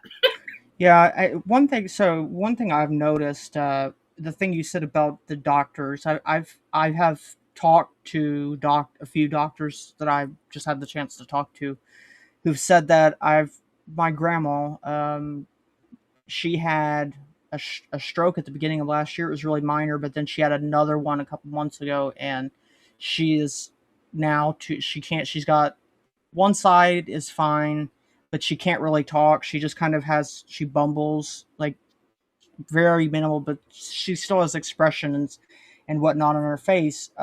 So I had taken her to a couple doctor's appointments before this happened. So I was with her a lot leading up to that second massive stroke, and she was so anxious. She was like more than she had ever been. I had to, like for instance, she had to take medicine, and I would put it in like the AM and PM, AM and PM, and she would ask me over and over and over again to explain something so simple, and that was Oh, weird. I didn't understand that, so I take her to the doctor, and I'm sitting in there with her because it's like she doesn't know what all these medicines are. She needed somebody to help her, and she's talking to the doctor about that anxiety, and they say that they're going to recommend her to go to a shrink. She's never been to that before, and so we go out to the car, and I'm like, it's you. Obviously, we're not going to do that. She's for old. She's from Kentucky. She doesn't need to go to a shrink. But it is like they don't know what the fuck's going on with people, and I have come to a bit of a conclusion in some of the things I've found, that all these microplastics and stuff. They're not micro. They're not just harmless microplastics. They are nano matter, polymers, aluminum, barium, strontium, graphite. They're putting all this stuff inside of people. They definitely have tested it very, very minimally. Obviously, we know they have judicial immunity in case 100 million people die. It's okay. You got immunity. Don't worry about that. And I think that there's just so many side effects, and so what they've done to people is just so bad. Like I think that modern medicine doesn't even have any reference. Like what? I, No, it's like push up, kick the can down the road. you know that I'm very restrained about the way that I talk about this publicly, but I will come out and say that my personal feelings on this is that it does appear to be some sort of eugenics. Um, I, as terrible as that sounds, there seems to be It's institutional, we can prove it too. yeah, it's institutional in which the institutions are educating their doctors under the premise of miseducation. So they're purposefully telling them the wrong things. The doctors are not aware that they're doing the wrong thing, and they go about their lives thinking that they're doing the right thing. The administrators, if it is pointed out to them, they are the ones that are covering it up. I've spoken to the president of a very prominent hospital out on the West Coast, and she just immediately covered it up. And so my experience that I would want other people to know about is to please educate yourselves on the standards for the imaging that is necessary to diagnose you. Understand that blood draws are an average. They are not a set number. That number changes throughout the day. It literally depends on what you've consumed, which, in my opinion, is why hospitals tell you like not to drink water or do anything or eat anything before they're doing these draws, because they don't want you to understand what your numbers may look like under stress. And as long as you don't realize that there is a difference between your standing health and then what it is responding to under stress, you're never going to figure out the solution to your medical problem. They also are misguiding radiologists on how to perform imaging. They're misguiding radiologists on how to read the imaging. They are misguiding doctors on being forced to accept radiological readings as fact instead of potentially having errors. They are using internal standard protocols for themselves that deviate from standard guidance from like the nuclear medicine imaging organizations, radiological imaging organizations, and they're creating their own deviations from that. Those deviations are so far from what they should be doing in a standard reading that this is why people are having to have the same images done 3 times a year. I had to have a MAG 3 scan done to me 3 times over the last year. It was very difficult on my body. Each one of them was performed and read differently according to the internal protocols, not standard protocols. So that costs $20,000. The insurance company is making tons of money off of that too, right? And doctors are making money off of the repeated, oh, I don't know what's happening, let's send you to my partner I share an office with, he's in GI. Oh, I'm going to send you to pelvic floor, or I'm going to send you to a therapist.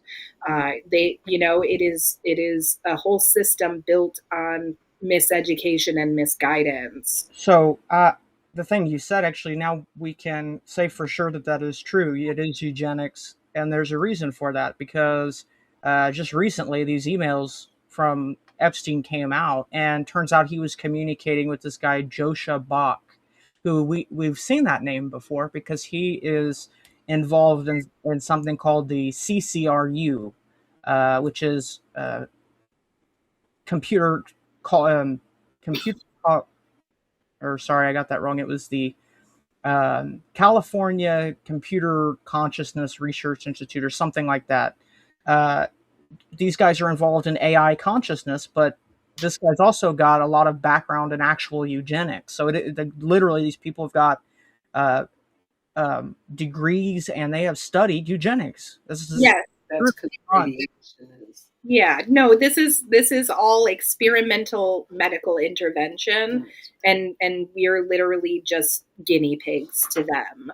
And they are willing to kill us in order to perfect their artificial intelligence, plain and simple. That's Yeah, that's what I believe in my heart of hearts. And so again, be having to have that revealed to me in this manner, man, it has been really, really painful. But the bottom line is, just like they are deviating from the standard of the Constitution politically, just like they're deviating from the Bible religiously, they are also deviating from medical protocols under the healthcare industry. So the deviation from standards in our society, that is really the problem here. And I want to empower people to have an understanding that, Chat GPT, artificial intelligence, Gemini, etc., they're all a double-edged sword, right? They're Google enhanced. So you can't think of them as some sort of savior, but they are very good research tools. It's very easy to look up the standard protocols written for your type of imaging or for your blood test. In my case, just this week, I got a renal hilar nerve block, right? This is a very specialized nerve block. It was very interesting to experience. It did fully diagnose me with all of the issues that I have. It is 100% kidney related. what was it called again? Yeah, it's called a renal hilar nerve block, HILAR. And so, going through this, again, I don't see how it could have happened any other way. Because, like I said, the doctors on the West Coast, they don't have the education, experience, or expertise. Some of them literally think that it's impossible to properly image my four moieties. That's not true in any way, shape, or form. And these are directors of nuclear medicine at top tier hospitals. So we definitely have a regression in education, and we need to be cognizant of that as patients and be prepared as patients to have an expectation of our doctors to not deviate from standard protocol. And, just as fair warning, they may retaliate against you just for simply asking for them to follow standard protocol. So I realized over the last year, dealing with top tertiary hospitals across the country, after one of them actually admitted the standard protocol for reading your scan is not our internal policy. Our internal policy does not follow that standard protocol. The whole thing the gist that I'm gathering, but from a lot of stuff that you had said prior to this also was it seems like they have allowed these inner what's the word, like this inner system.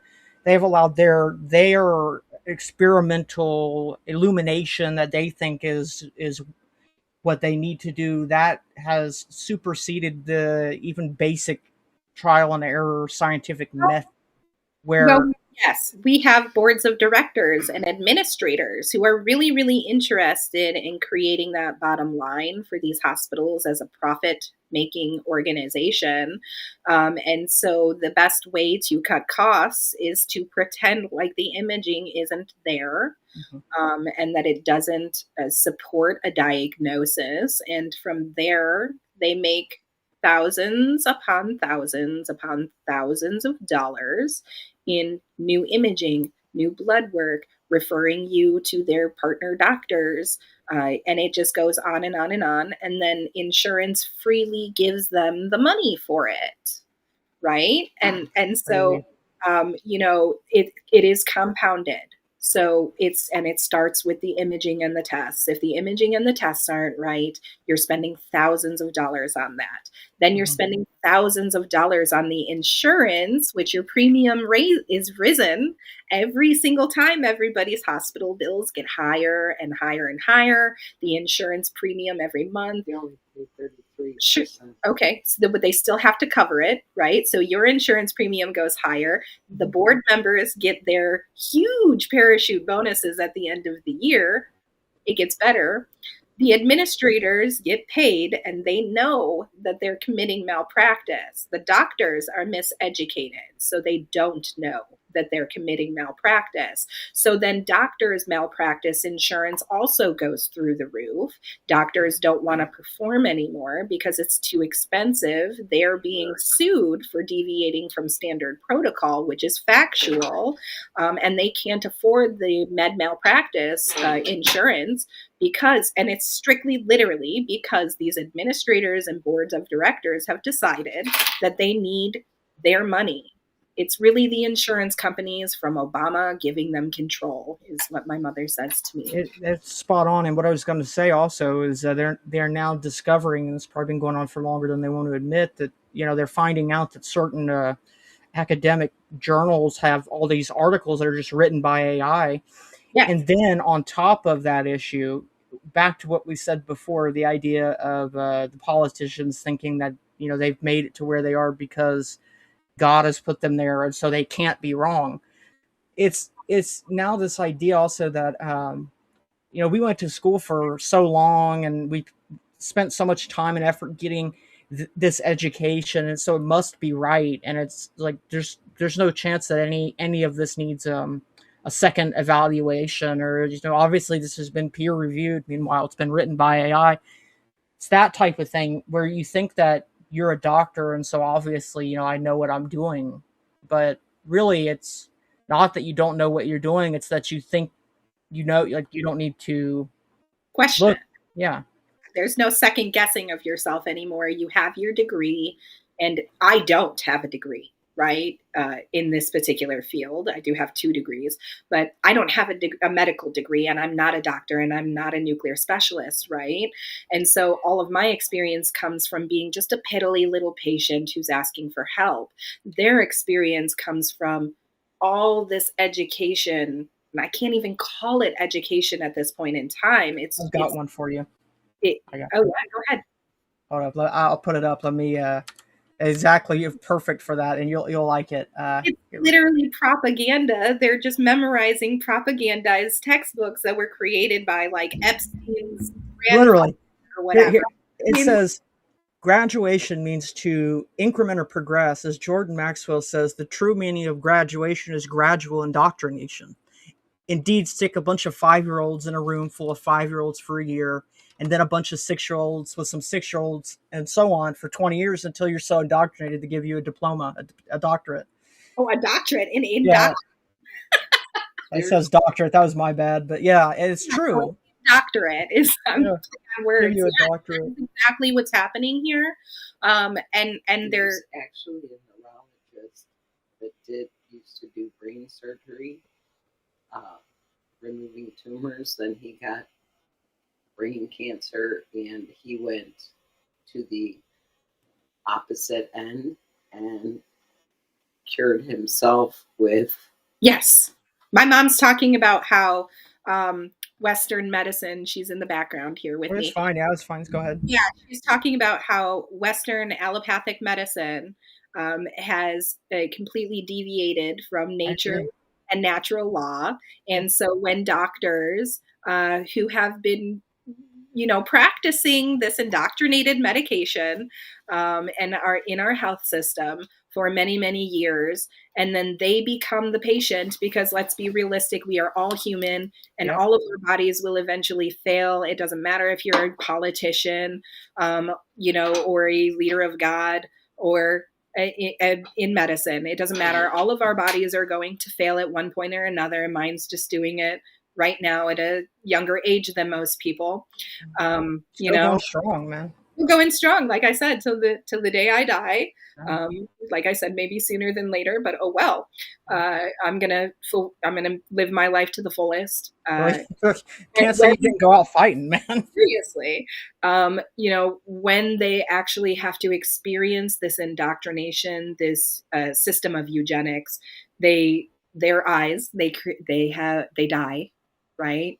They have their spiritual death and they experience this, and then they go back to nature and they heal themselves with nature. So I've tried so hard to heal myself with nature. You have no idea. I've spoken to Native American medicine I doctors think and it's probably helped you more than you think because that oh yeah. may I'm be the sure, reason I'm that sure I wouldn't be here without that natural intervention that was yeah, assisting me throughout the last year and understanding and listening to my yeah. body. Um, Everybody I and I've I'm learned this. My mom says his name is Dr. Pete Sulak, Sulack. And so, when we experience all of this, it's really important to understand that once again, God has given us the ability to heal our bodies in a myriad of ways, as long as we are not experiencing an inverted medical situation. So, like plastics being in our body. Yeah, that makes a lot of sense, and I've noticed just everything I've seen, including the stuff with my grandma. It almost seems people who get surgery or something, especially when they're at advanced age and they don't have the ability to get back to normal very quickly, seems like the surgery does more harm than it does help, and it's like they might have probably just had a better time not getting help and just going and living their life the way they wanted to, rather than like now they can't walk or move. And I've started noticing that, and I'm 100% for natural medicine because there's nobody's ever produced any credible proof against it. All there has been is propaganda that something else is better, and we all know that story. Mm-hmm. But Well, yeah. Chinese herbal medicine, this is still a thing. I know many people that practice Chinese herbal medicine. There's American herbal medicine. There's Native American herbal medicine. I've tried interventions in all three of them. Unfortunately, we are dealing with a situation here that I can't resolve through like herbal medicine because of the delay. Mhm.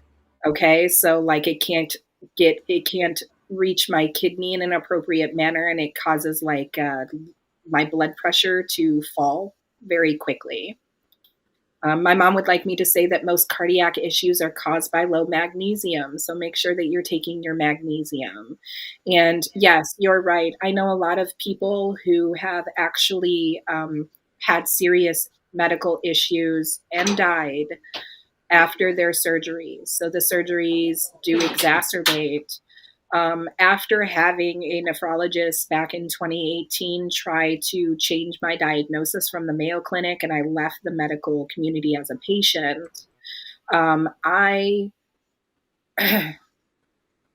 I thought to myself for a really long time that when my kidneys fail, um, it just is going to be the end and I'll accept it. But let me tell you, this is the most painful experience I have ever had.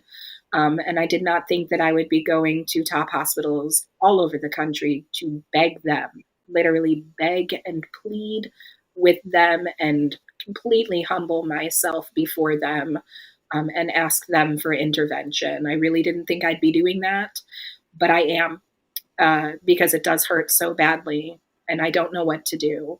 And I have tried so many natural interventions. It's just not going to work. For example, I drink corn silk tea, and Never heard of that. yeah, it's a diuretic. It's supposed to help with delay, and it like almost killed me. Uh, Really? yeah, oh yeah, for sure. Like I felt euphoria. What was this called again? Corn silk tea. Never heard Okay. of that. Yeah, so it was like corn silk and then bearberry. And these are Native American remedies. And I had 2 sips of it, of a very, very weak tea. And like I literally couldn't move. I was paralyzed. My blood pressure dropped. I Dang. felt euphoria and I felt the whole let go, like just let go, right? But my kids were right in the other room. And so that is just truly why I'm fighting for everything. It is for my kids because I thought that I was going to have more years to fight for them, and my time may be truncated here. And so, uh, everything that I'm doing, from the lawsuit, running for governor, um, homeschooling them to make sure that they are properly educated, everything Smart. is my kids. I don't care about my life. So My smart. life is almost over, everybody. It could potentially be over as early as April if I don't get intervention. And so, oh well, about my life, but their life, the future of my children, I just cannot stand to think that I'm going to die having done nothing for them, and to let them be enslaved by communists, by people who don't care about how they treat others, who quite literally have told me to my face that they want me to die, that they want my progeny to die. Okay, well, then I guess it sounds like we're at war. Yeah. And since I'm not much of Yeah. a violent fighter, because I think that I'll be alone, and be like a dude flying his plane into an IRS building on a Saturday, and Right. that's what I'll be remembered for, right? Instead of doing that, I chose a different strategic route, which is why the trustee guide, right? The voluntarist trustee guide to 21st Yeah, I century, want to put that back up and show everybody. right? My second book, that's why that was written. It was written right before I really thought that I was going to finally get the heminephrectomy. This was like April of last year. I had been procrastinating about this for like 3 years. And I finally did it and finally got it published, right? And thank you for giving me that platform on Urban Anytime. Odyssey, right? Thank you. Yeah. That I needed to do that in case I didn't make it off the table. Um, and so that's where I'm at. Everything is for the future. It's for future generations. We have a serious problem in American society right now where older generations are actually stealing from younger generations. It's generational theft It through is. That's exactly what it is. through and through. That is what is happening. They're using children to advance their communism, and these kids don't even know that they're useful idiots and that they're going to be discarded by these political actors. They're going to be discarded. They are just there to push their fake narrative. And once these children realize that they are being used, they are going to be discarded and targeted and bullied, just like the rest of us who have had to sit here and go through this. And I can't sit here quietly and allow that to happen. To anybody's children, but particularly my own. Well, I see, am. you were smart in having your kids homeschooled because now you've been completely and utterly vindicated on that because these schools have somehow gotten to the level, maybe even worse than universities, the stuff that they're pushing at this young age.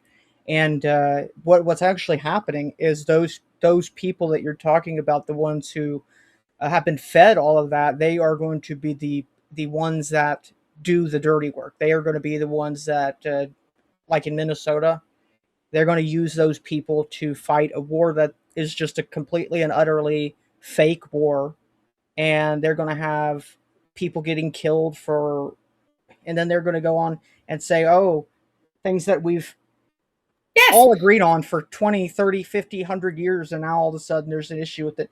That is how that's what those people are being made to do. And they, like you said, they don't understand that they are a tool. They're fighting a war that's not even real. It doesn't matter. They're not Right. addressing anything that matters.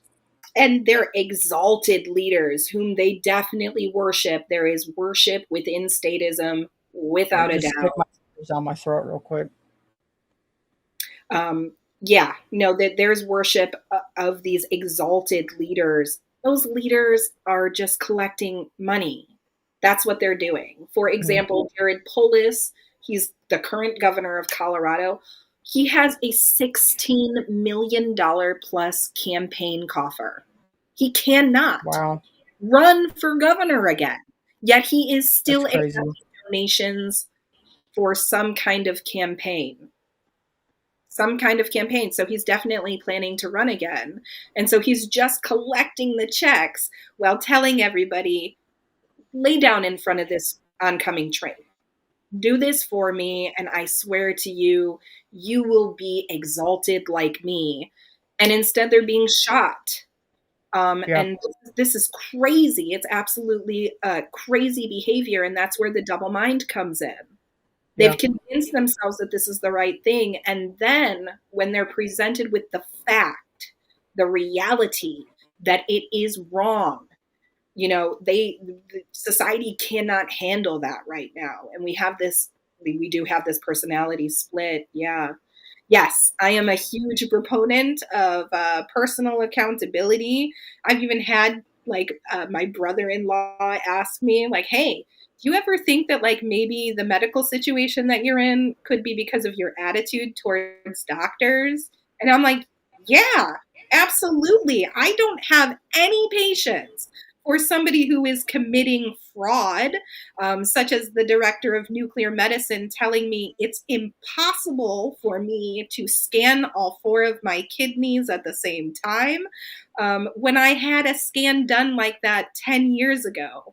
So I'm not a doctor, right?" And he asked me when I said, "Sir, there's a scan from 2015 in my chart that does what you are claiming to be impossible." And his response was, "Are you a nuclear medicine specialist?" And before I could even stop myself, I said, "No, but are you?"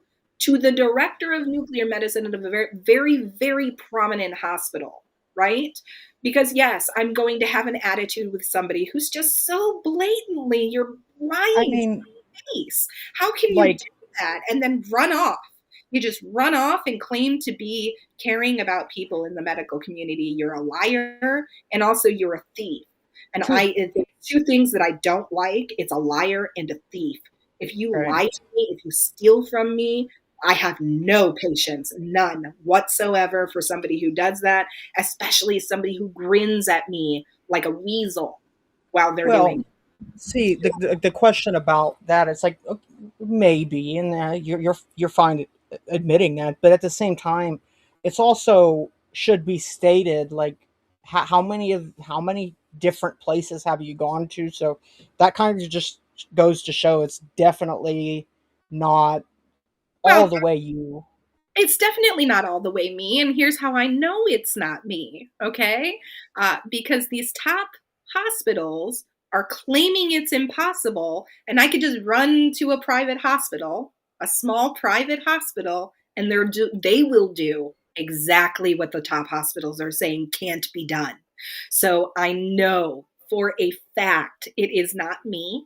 Like I said, it is their own internal protocols created by their administrators who just really need that bottom dollar to say that they're one of the top hospitals in the country. We make a ton of money. We have a ton of patients come through here. Yeah, but how many are dying so that you can get that bottom dollar? How many are you lying to about their imaging? How many of them come in and say, "Hey, you have stage 2 skin cancer," right? And then 2 months later, they say something like, "Whoops, we misread your scan. You're in stage 4 and you have 3 weeks to live." Because I know a story like that, and that person did die. And it is very, very sad to hear that this is happening. Um, you know, this comes to a very important point. Who are you going to have faith in? Are you going to have faith in God and how he is guiding you? Or are you going to have faith in men who do not have your best interests and have no love for you whatsoever in their hearts? There's nothing there. Who are you going to trust? Who are you going to have faith in? And there's nothing wrong with dismantling a system that you can't have faith in. And that is actually where, like, America as a foundation, this is why our founders said that we are a Christian nation, right? It's because you can't have freedom without morality. You just can't do it. You need to have your own true servant leadership, your own personal accountability, your own discernment, right? So, my spiritual gifts, for example, I did a spiritual gift course back in 2022. I didn't ever put a name to it before that, but my spiritual gifts are discernment, administration, and wisdom, right? So, discernment to be able to determine what is good and what is not good, and the ability to administrate myself and others through that, and wisdom to understand when to act and when not to act. And people really need to understand that they're imbued, you are inspired. God has breathed in your spiritual gifts to you as an individual, and you're supposed to use that for Him, not for yourself, not for personal gain, not for private interest. It is only for the glory of God that you are supposed to do that for. And so that's my purpose in life. And I'm proud of that. I am. I'm really proud of the abilities that I have and that I have used them in the manner that I have used them. And we need to have more people who are willing to stand up and have that true servant leadership. And we don't need to be afraid. We don't need to be afraid because we can have faith in God and understand that He is going to protect us through this process, however it turns out, because that's what He's here for. He is our Father. He is here to guide us, and He is here to love us. Yeah, that's well stated because it goes with the idea. I heard this, I can't remember where I heard it, but somebody had stated it very well, and it reminds me of what you said. God is the basis for our sovereignty, not our free will. Yes. Sovereignty, not free will. Yeah, if you try and look up free will in the Bible, that doesn't exist. The term free will in the Bible does not exist.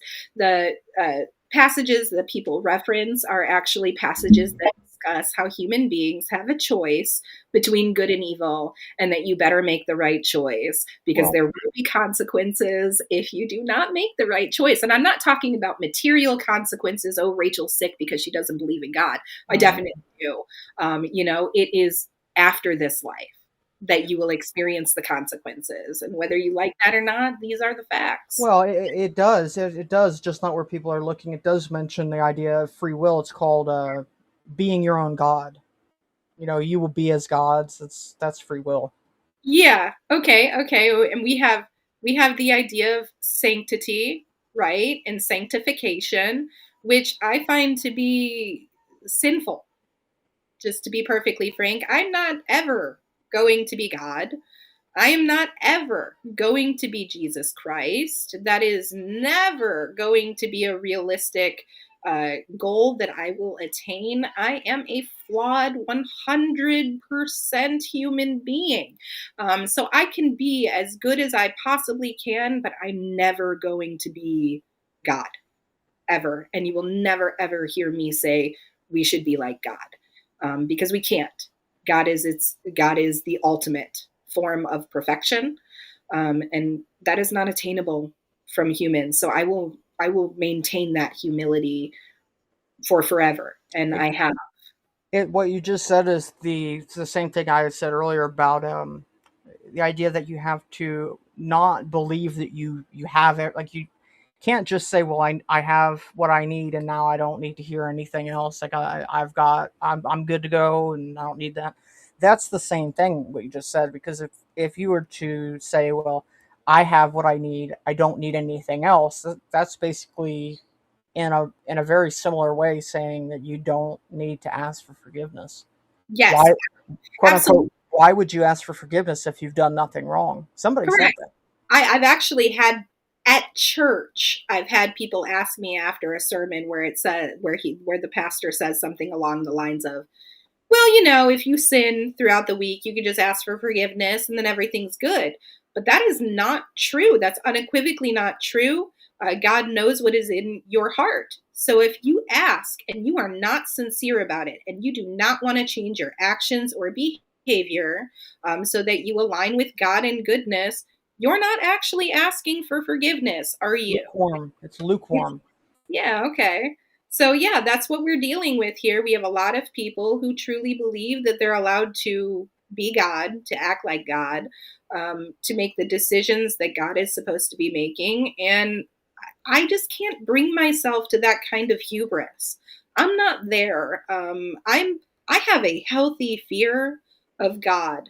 And I wake up every single day like, hey, let me know let me fix my course so that I'm here with you at every single moment, not when it's convenient for me, all the time, even when it's really hard and I'm crying and I'm down on my knees and I'm begging you to guide me. Pastor Carter did that with me last night at about 3 o'clock in the morning. Really? Yes, Good. Do that. absolutely, and I'm looking forward to his prayer over me again. Glad to hear that you guys are still Yeah, talking. absolutely. And what he conveyed to me made me bawl like a little girl. He said, God says he is your father and he loves you and he's holding you through all of this. He is counting your tears, and he is with you. He sees it all. And I don't think of that as like an arrogance thing. I literally sometimes want to curl up in the arms of God and cry as his daughter should, going through trials and tribulations. Yeah, it's true, and it's good because Pastor Corner is very gifted, very Yes. gifted. I think his model, the model that he applies, is very simple. The way he described it to me was, you have to conduct yourself in such a way that people ask themselves, "Why are you so happy? Why are you so good to be around? Like, why do you radiate the positive energy?"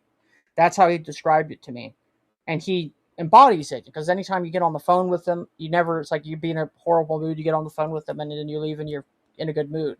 Yeah.